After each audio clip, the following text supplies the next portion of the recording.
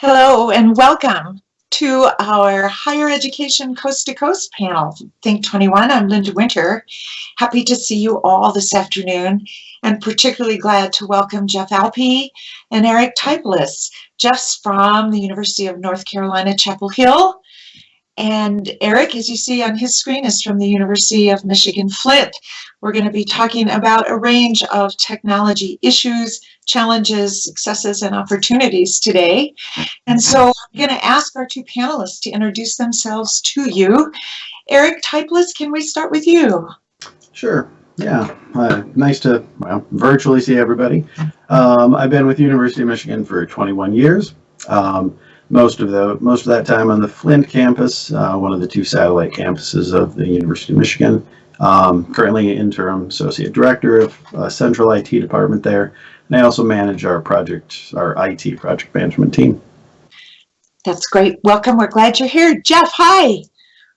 Hi. Thank you for having me. My name is Jeff Alpe. I'm the IT director for the Frank Porter Graham Child Development Institute at the University of North Carolina at Chapel Hill.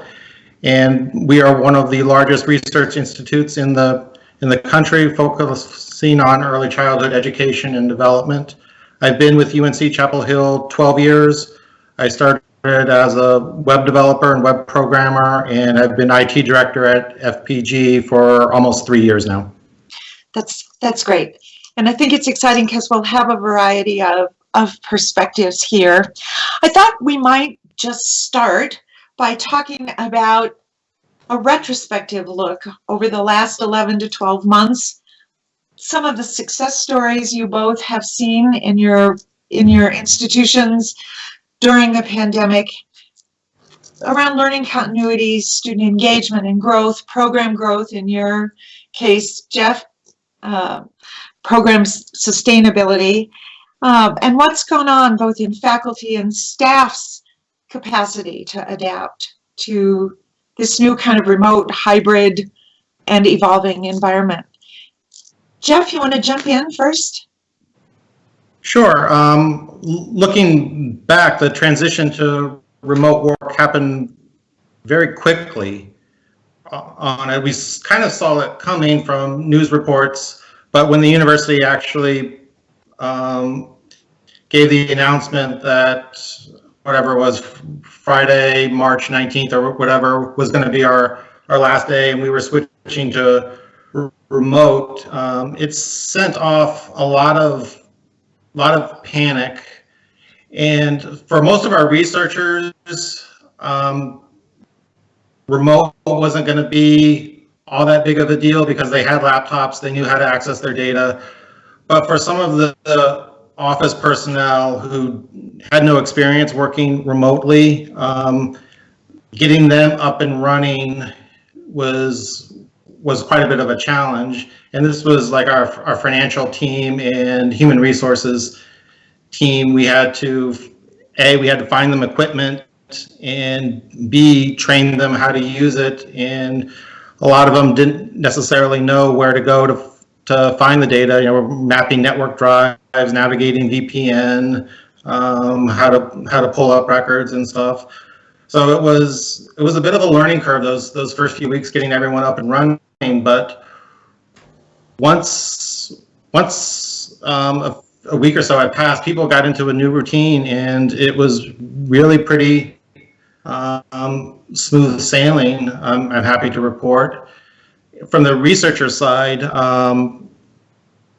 there was some issue. We had to be, as an IT department, we had to be very flexible on it, and we backtracked on some of our original statements when we had said, "Oh no, you can't take your monitors from office home," and stuff like that. After about a day and a half of saying no, we relented and said, "Okay, you have to fill out these offsite user agreement forms," and we had to find ways to quickly get signatures and notify supervisors and stuff. So once that happened, everyone got up and running quickly, and it introduces, from an IT troubleshooting perspective, it introduces some new elements to have to go through if there's technical difficulties, not sure where the point of failure is, whether it's a remote desktop, whether it's VPN, or some other, or home Wi-Fi. Troubleshooting home Wi-Fi issues can be a little bit dicey sometimes on trying to tell your users how to run speed tests and stuff. But yeah, we got up and running pretty quickly, and I was very pleased at the results, and to the point where some of the supervisors that would never have allowed remote work a year ago are now considering allowing remote or hybrid work once we actually go back full time. So I think it was it was good. It was a lot of work, but it was good. Yeah, it's one of those examples of things that we learned and we'll carry forward. Eric, how about you? Success stories from the last 10, 11 months. What's going on in Flint? Yeah, definitely. I think we had a lot of the same experiences as just described. That very quick pivot to, we had that exact same experience, as a matter of fact, going from no, people can't take equipment off campus to, sure, whatever you need, same thing. Let's try to keep track of it. Let's try to record it. At least we are positioned well from an IT perspective. We're a central IT organization. So all of campus already came to us. A few units have embedded technical folks, and they were invaluable in terms of supporting their groups. They generally, if they have embedded IT folks, it's because they have large, diverse, specific kinds of pools. Researchers, our school of management, our nursing school, folks that have very specific needs. So we were able to leverage those folks successfully. And, for us, fortunately, the Flint campus, as a satellite campus, our primary flagship campus is more, that's where U of M students generally go when they really want that full that full traditional on-campus experience. The Flint campus already was a highly online environment, and generally more of a commuter campus. Only about 10 to 15% of our students live on campus. We have about 8,000 students and an equal number of online students. So fortunately, the pivot for our online students was not hard. The pivot for the faculty, that was a little bit more of a challenge. We're going to dig into that. Yep, absolutely. But in terms of success, I do have to say that partnering with our online education department, became probably the critical key to our success. We already worked together closely before, but we realized very quickly that we were two parts of the same, two sides of the same coin. Essentially, we became the gateway for many of our users to basically to learn or to enhance their online teaching skills from just getting online, just getting access, getting set up at home, understanding how to turn their webcams on, convincing folks to get real webcams and not try to use the tiny, terrible webcam in their laptop, things like that. And then our online folks, once our faculty especially were up to speed, a little more on the basics of the technology, then our online folks could really engage with them and work well. So it became a two-part effort, and it was very successful. The fall semester was rough, sure it was for everybody. Winter was considerably better, and we had the same experience that Jeff mentioned before too. I think that not only many faculty who would not have considered teaching online before are now considering, but in that same vein, many supervisors, many of our staff offices have already not only are saying, maybe we'll do this. We've had a few come out and say, we're not coming back to campus. And these are folks who would never have considered working off campus before. They understand it now and they know that it can work. So that's what we're saying as well. Just that I think it's a success in terms of flexibility. I think in higher ed, it can always be a little bit of a challenge retaining quality employees, valued employees over, not wanting to lose them to the private sector. So when you can offer flexibility like that, I think that's key. That's it. It's really. Oh, go ahead, Jeff. Jump in. Oh, I was just going to add on the flexibility because UNC Chapel Hill and University of Michigan are both state institutions who have state bureaucratic rules that apply, and sometimes having the HR rules keep pace with the conditions. That was another challenge. Was getting some flexibility from the state HR to even allow kind of remote working or things like flexible work schedules and stuff like that to get kind of these HR exemptions posted in for the pandemic response. Mm-hmm. Makes perfect sense. I wonder if we can just spend a little time talking about the new skills faculty and staff have had to develop, new technology skills, because sometimes techniques we use for in-person teaching or even conducting in-person meetings, much different when you either are in a blended situation or fully remote. And I'm wondering what you both have done to ease that pathway for people. Eric, you want to jump in? Sure. I think one of the principal things, which is kind of low tech now to think about, but just really getting down into the weeds with faculty and staff and students, for that matter, with the basics, with Zoom, with online. We moved to Google G Suite a couple years ago, fortunately just in time, I guess, for this.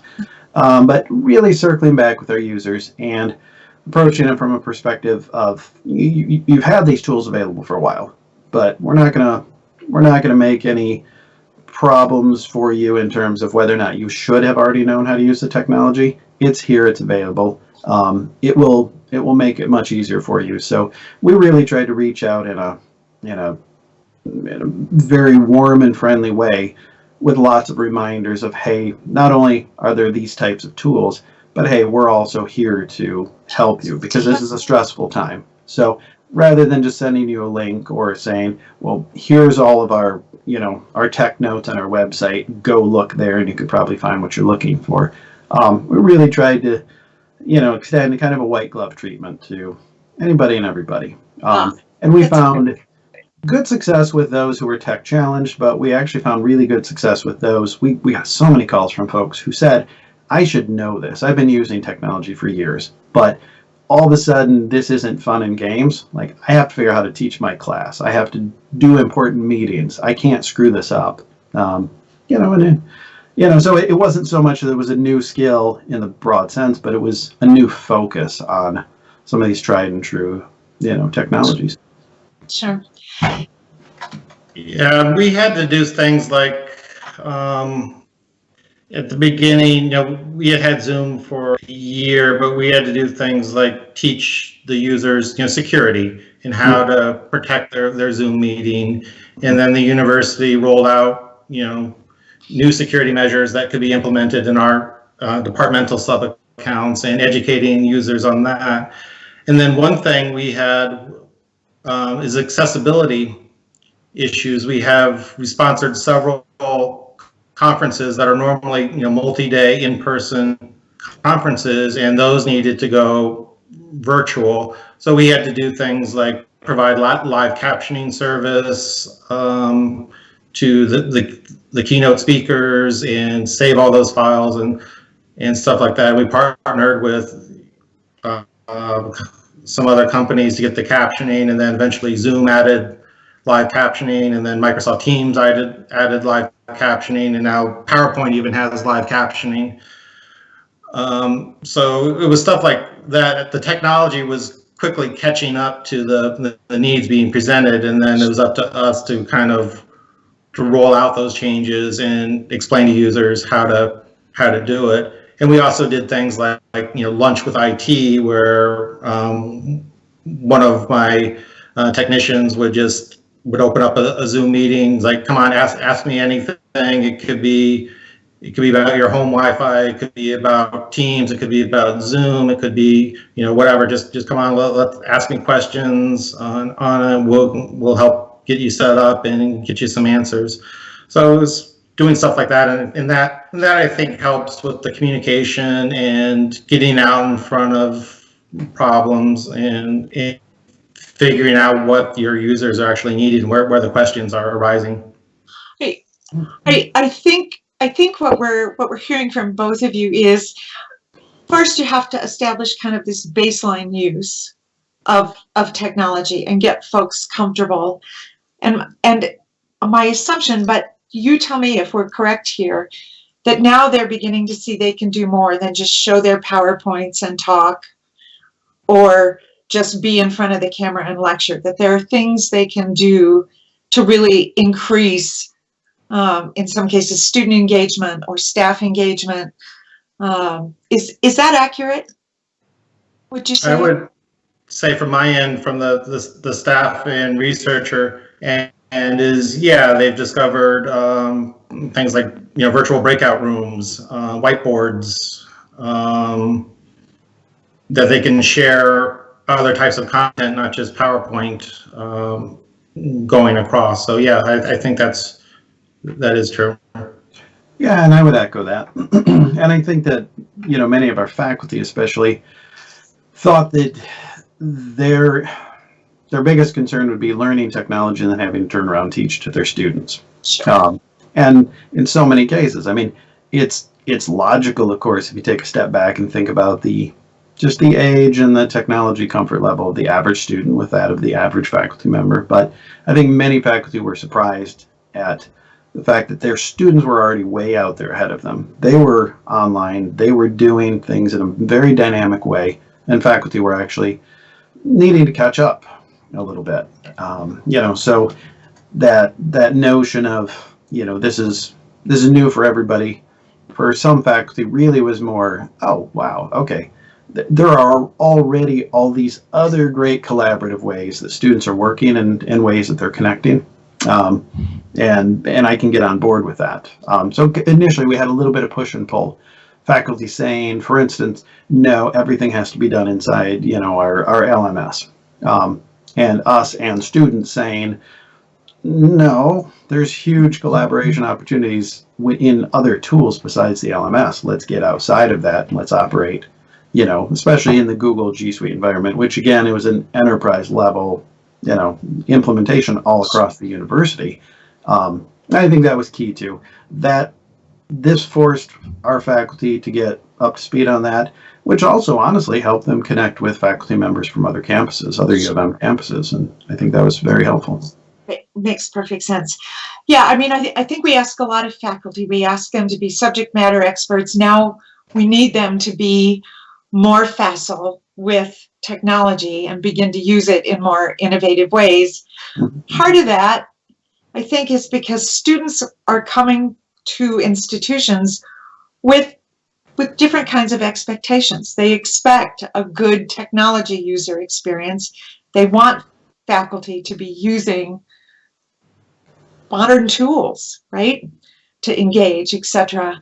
And my assumption that's true for programs like you're managing as well, Jeff, because staff, your postdoc researchers on, they all order from Uber and transact business online, and they want that work and that learning experience and their administrative experience to have that, right? Right. What would you both say about faculty's willingness to try new apps or even new tools? And of course, in this case, I'm thinking about things like, digital ink, like a pen tablet. Are they more willing now, since they've gotten through this period of time, to try some new things, do you think? Jeff, I see. Yeah, I had a few thoughts on this. I think the answer overall is yes, because for our research projects that are grant-funded projects, a lot of, in order to conduct the research, involves going out into schools, observing classrooms, forming partnerships with teachers and school districts and in school administration. And, in the past year, schools haven't been running, our researchers haven't been able to get into classrooms. And once classrooms reopen, I think there's still going to be a reluctance to let researchers kind of back in classrooms, even as observers. So one of the things that one project did was to minimize contact, they actually invested in swivel technology and provided iPads. And now the teachers can set up these swivels on their desk and be able to record themselves and still move around. And so you get you can observe the whole classroom action. So I think that was something that was very adaptable. And other things like changing the instruments that you're using from paper-based, observation-based into maybe video coding or digital data collection, stuff like that. So you do have to, it's forced, I think, in some respects, a modernization of how we conduct research. Sure, and I think there's more willingness to adapt and try new things. And I'll be curious to see, next year how well those videos that were shot in the classrooms using swivel, how well they worked. And the same would be with digital ink and platforms like that to see how well they can be incorporated into environments. Exactly. Eric, have you noticed more faculty members, whether they're full-time or adjunct or whatever's going on, are they using more interactive tools as part of instruction, more video as part of instruction? Are they changing that instructional delivery model some, do you think? I think so. I really do. Feedback that we've gotten from faculty who are trying to learn new technologies definitely would indicate that they're pulling a lot more interactive technology and just a lot more multimedia. There was the notion before of lecture capture for many of our faculty. It was really, we have lecture capture rooms that are really nicely positioned for this. So many faculty just set up a video camera and just sort of record a video, sometimes with their phone, and then they post that to into our LMS, and they don't take any advantage of the very advanced lecture capture studios that we've created. And that seemed to be sort of the default. Well, if it's going to be online, it's asynchronous. Here's a video, have at it. I think they've embraced all the different tools that they have. Many have to just do different, interesting things. And again, and it's my personal opinion, I don't have a lot of evidence for this, but that a lot of these, when they would ask students to contribute or students to interact, students were doing interesting things that the faculty hadn't seen before. And, so there's that cross-pollination going on now.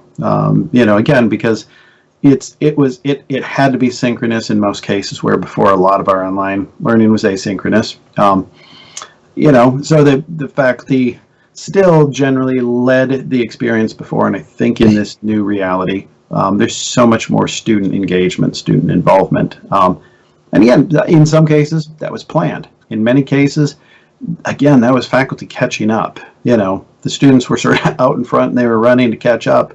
And while they're doing that, the students are sort of putting on this dazzling display of technology. Sure.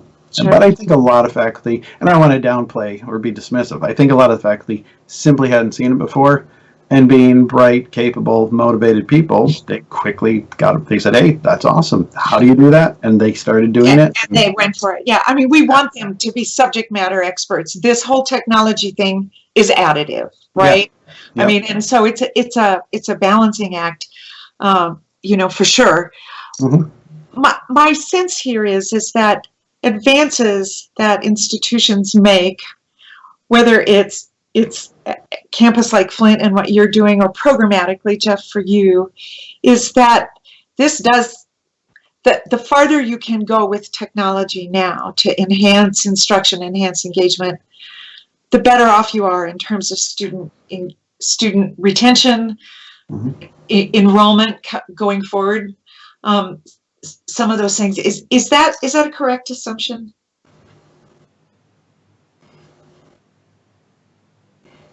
What do you think, Eric? Yeah, definitely. Again, we're being a smaller campus and being more engaged. I definitely have heard from the students, our IT department employees, I don't know, 40 to 50 student workers, and certainly almost to the students, we've gotten feedback that not only have they just seen, I mean, many faculty know that they work for the IT department, so of course they quickly became favorites to have in classes. Beyond that, though, they're reflecting that there's just been a lot more general engagement, by students. And again, I think this is a specific advantage of my institution in that our campus already was more of a commuter and online campus to begin with.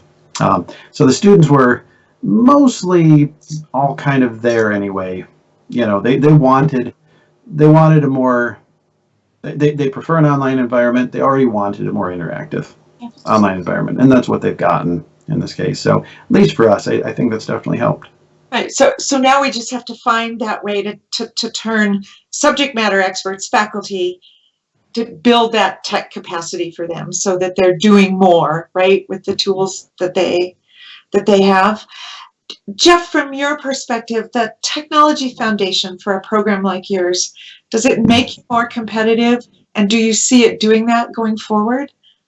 It does make it more competitive because the competition for grant funding is increasing exponentially, from NIH and IES and all these and foundations, and you really need to build these technology components in to make the grant application kind of pop on it, to do something different and interesting and use the technology.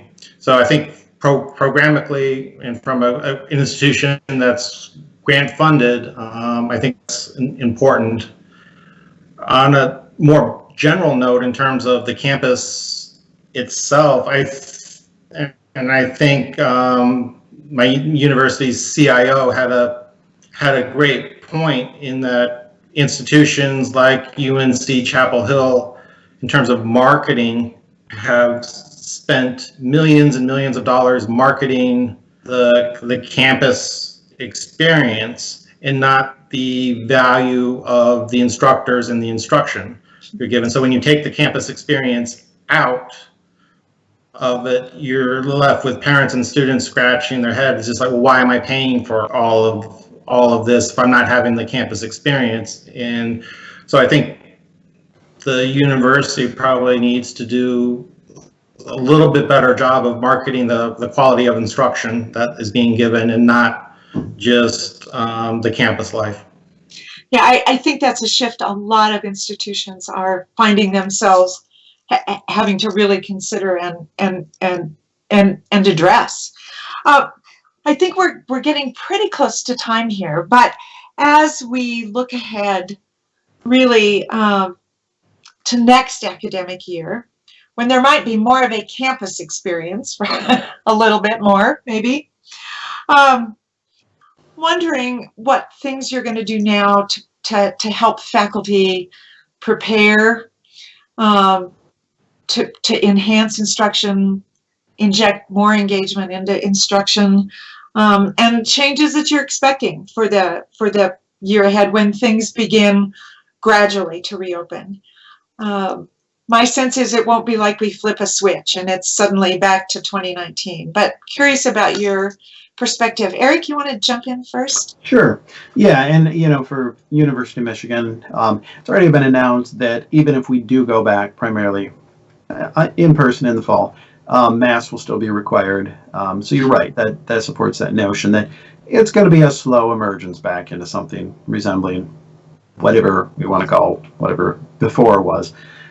From the U of M Flint perspective, we absolutely are adapting our current investment. For instance, we're implementing a modern CRM.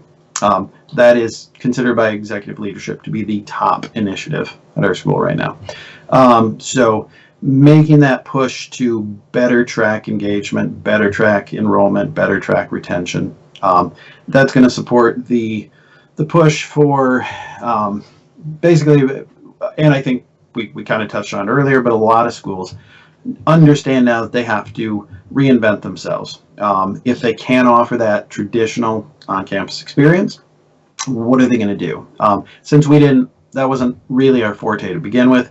We're still reinventing ourselves in terms of what do we offer that students can't get online. We have a great online program, but what else can we offer? So our investment dollars are going towards our STEM programs, our hands-on labs, our health sciences, again, with hands-on labs. And that's where we're seeing the notion that we'll see the most growth there. Because not only, I mean, we're competing with ourselves, number one, but we're competing with lots of other schools out there as well. We're competing with lots of open, online, free programming, to be honest. So what is it that we're offering that students can't get online? And that's really where our technology focus is going to be as we emerge into this new reality. How do we help our faculty primarily learn to use tools that reinforce the value of the programs, the facilities, the important aspects that students can come to campus for and need to come to campus for to put their hands on things. The more that we can accentuate technology there, the more that we can get faculty up to speed, and the more that we can support student development, even peer-led student development in using those technologies, the better that will be for the entire campus. Yeah, and I think in health sciences, in STEM, technology tools are really critical. Mm-hmm. in a remote and a hybrid, and in a lot of cases in person, so that you can look at simulations. Kids can't always share equipment anymore. Things like that. Technology is going to be really important for faculty. Mm-hmm. I think. Jeff, you want to talk about what you see ahead for this coming academic year? Well, like Michigan, UNC has already announced pretty much full campus enrollment. For our institute in particular, where we think the issues are going to be is now in how we use our space. We're currently spread out in over 4 buildings, all off-campus buildings. And so one of the things we're doing is we're doing a return to work survey where we're asking people, how they feel about going back into work, but how they can best do their jobs, whether that's remote or they must be in the office or whether some hybrid. And based on that, we might decide we need less dedicated office space and more like touchdown space for people to come in, set their laptop down, and then run to their meetings in the conference rooms and then go back to their home offices. So I suspect we'll get a lot more of that type of working situations going on, kind of that hybrid model. And I think also one of the areas that's driving things is going to be budgets.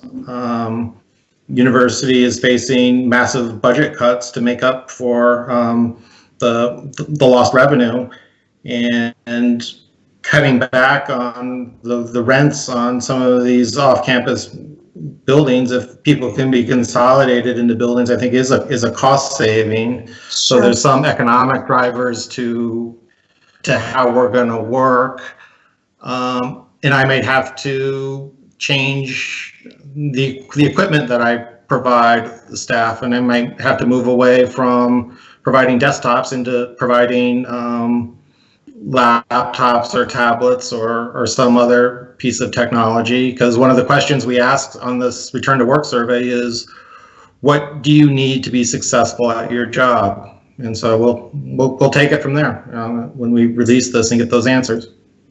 Well, maybe we'll reconvene 12 months from now, and we can work on the next chapter of this evolution. Eric, Jeff, thank you so very much for spending some time with us and our Think21 higher ed audience today to share your insights. They're valuable and important. So we want to, on behalf of the Wacom team, say thank you very much, and we'll look forward to more input in the months ahead. Enjoy the rest of the conference. Thank you. Thank you, Linda. Thanks, Linda. It's been a pleasure. You too.